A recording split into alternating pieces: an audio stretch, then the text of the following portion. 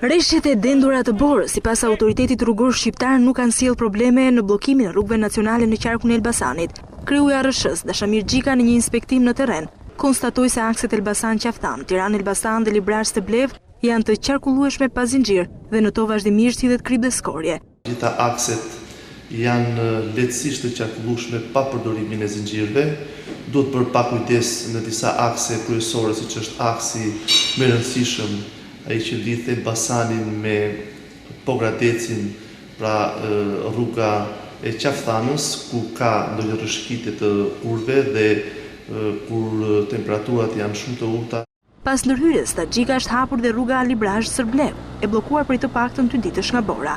Rruga Librazh-Teblev ajo është një rrugë e cila ka problematikë të veçantë në raste të rreshje të Borës. Momentalisht rruga është e hapur, ka patur përkohësisht një vështirësi tje